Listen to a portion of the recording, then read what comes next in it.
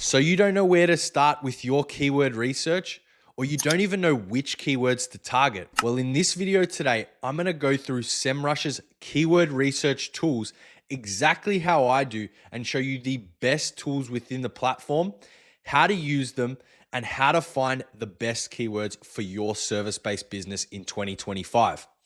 Let's get straight into it. Right, so here we are within Semrush. They have updated their platform recently and they have all new tools within the platform and a whole new layout. So it might look different to you, but what we're going to do today, we're not going to go through all of Semrush. We're going to go through specifically keyword research so you can start ranking for your business. What do we need to know? So go over to the SEO tab and you'll see a bunch of different headings, competitive research, which can be useful for keyword research. Then you've got the keyword research tool tab itself, then link building, on page and technical SEO, and content ideas. So we're going to start off with a really powerful tool. It's called Keyword Magic Tool. We're going to go straight in here, and we saw before, I was doing a little bit of searching here before, hot water heater for those plumbers out there. Let's have a look at hot water heater. Now, this is a very common keyword that you're going to get with all plumbing businesses all over the world. So it won't just work for your Australian business, it's going to work for everyone. And you're going to get basically well, I don't know why that's ticked, but we're going to get a full breakdown of every related keyword for hot water heater. You'll see here 23,000 plus keywords, 150,000 volume, and an average of 17% difficulty. You're going to get the full list here with intent, volume, keyword difficulty. You can filter by each. You're going to get some paid information here, how much the cost per click is, and then whether there are SERP features on those specific results. You can update them to be as accurate as today. You'll see there, I updated it just a little while ago. And really important to note is the intent for each keyword. We know that intent is probably just as important as the keyword these days. So take note of that. On the side, I really like this feature. We're going to get keywords to include. So if we click this, we're going to get hot water heater with gas included, and that will narrow it down to 2,700. If it's electric, 2,400, and we can even go into each one and do the same. So if we go to electric, we click that, we're now going to get all the keywords that have electric hot water heater in them. And there are different ones. So there's branded ones. There's an instantaneous electric hot water heater, which has informational and transactional intent. And you just get such a quality overview here that you can use to export if you need to. Now, you want to narrow down your keywords as much as possible. You don't want to have such a huge keyword list that you get overwhelmed. So you can go here and exclude the specific keywords that you don't need. So if you don't want to include electric, you can put it here. If we go back to all keywords, you can just exclude the ones you want. If you're a new business and you only want to target very easy and easy, or just very easy, then you can do that. And that is where the power is with this specific tool. Now we've got a bunch of keywords with pretty high volumes to work with. And we can see their difficulty, we can see the intent that they have, and then you can go bam and export. So really good. And we can go exact match. We're really changing. This is really changing the game. It is a really powerful tool. Another feature which Semrush has that I'm not sure if other ones have, because I've been using Semrush recently, and you can basically put your own domain here and it's going to update the keyword difficulty and give you personalized data, which is an extremely valuable feature, because yes, this is a 14 on the keyword difficulty scale, which is, going on easy, almost it's going to be in the easy tab. But if you have a very low authority website, this could go up to 30, 40, which it does. And it happens all the time. You can filter by intent, which is really good because you might want to go for all transactional so you can build your campaign, your keyword research and your content plan around pages that are going to convert better, that are further down the funnel. So that is the keyword magic tool. Now, if we want to dive into more specific keywords and we want to find out information about that specific keyword, well, then we'll use the keyword overview tool, which is going to give us the volume, the keyword difficulty again, the global volume, the intent for that. It's going to give us the variations, the most popular variations there, which if you click that, you'll go back to the other section. The questions, you're going to get a short summary of a keyword strategy, which you can use to get ideas, but it's not always the best. But one of my favorite features in this is the SERP analysis, saving you hours of time going to all the different types of pages. Going through those SERPs can be quite hard, but it is important to go through the SERPs every once in a while, but having it here is really good. We'll get people also ask, we'll get the top 10.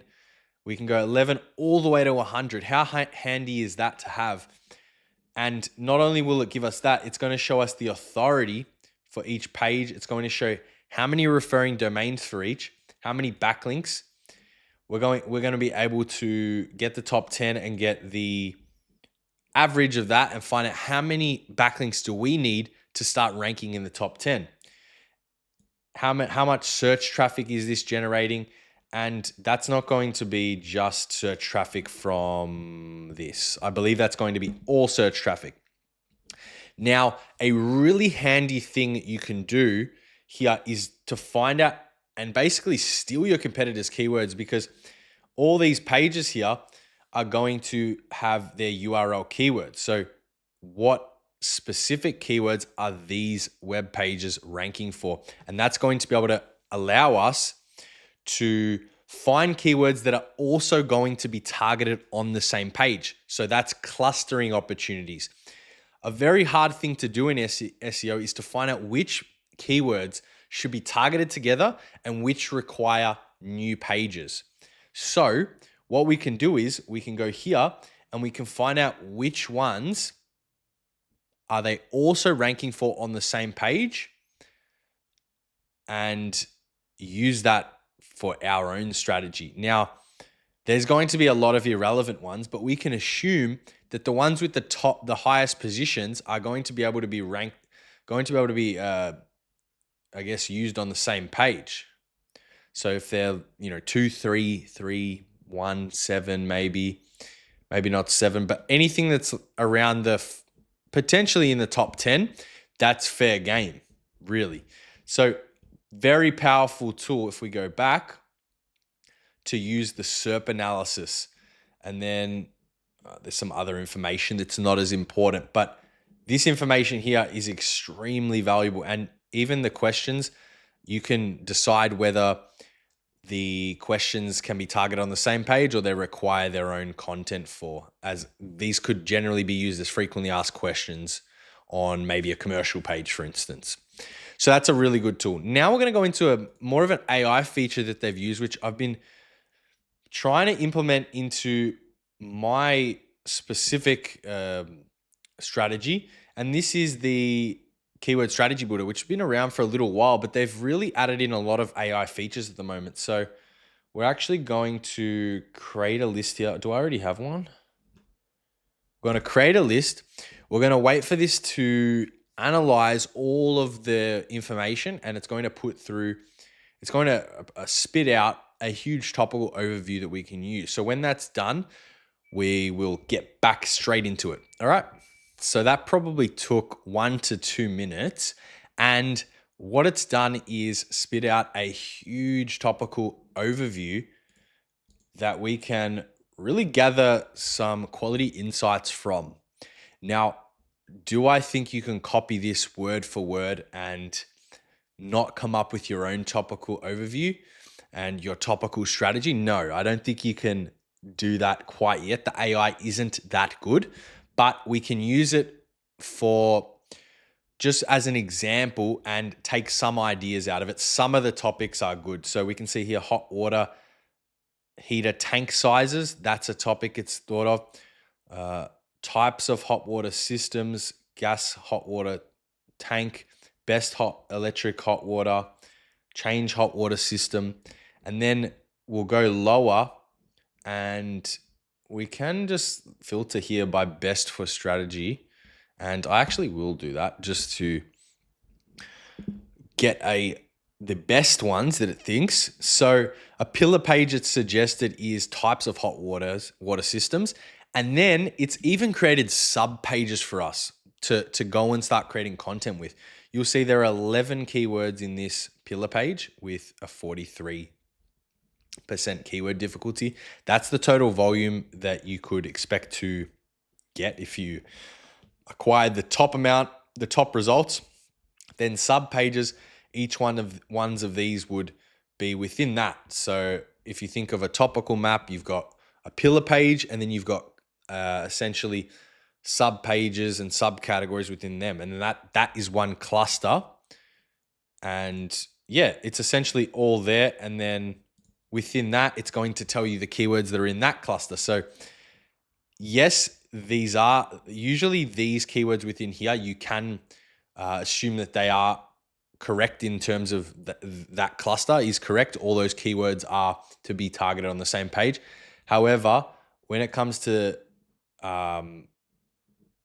as a whole, the clusters, you need to do your own due diligence to find out whether they are worth it.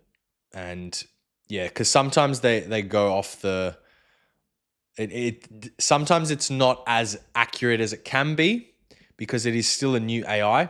You'll see here you got more, and then there's another topic, gas water heaters, hot water systems. We've got different, hot water system installation. That is definitely a topic. Installing hot water bill, heat pump installation, service. Okay, see that, then again, that's a service, that's installation. So you can kind of gather that it's not 100% correct. Repair, system maintenance. See, that's not within the topic. Repair is a separate thing. Maintenance is another thing. So you've got to do your own research with this. You've got to kind of tweak it and use it as an addition to your own. So that is essentially what we're working with. You can also see intent here. I really like this way they've split it up. So for instance, this one, you'll see that it's not just one intent. There are a multitude of intents within this. You got a third being informational, a third being commercial, and a third transactional. Really good information to kickstart your topical authority and content plan. Now, the last thing I would do is a keyword gap analysis. So this is going to be able to find keywords that you don't rank for and your competitors rank for. So if we go just some random companies, we've got Amazon and what's the other one? We'll go Wikipedia. So you'll put yours here, and then you could put up to 4 different businesses, right? So pick your best businesses and compare them. Now, they're all going to be up here. Use 5 if you can. We're going to go down a little bit, and we're going to go to these tabs here. These are the most important things in this tool. So you're going to use shared. Shared is going to show you all the keyword. So basically, it's going to filter keywords that you all rank for. Then missing, as you can see, if you just hover over them, you'll see this shows ones that you don't rank for, but the others rank for. Very useful. So shared and missing are extremely useful. Weak shows that where you rank lower than your competitors. So that's going to give you unique insight.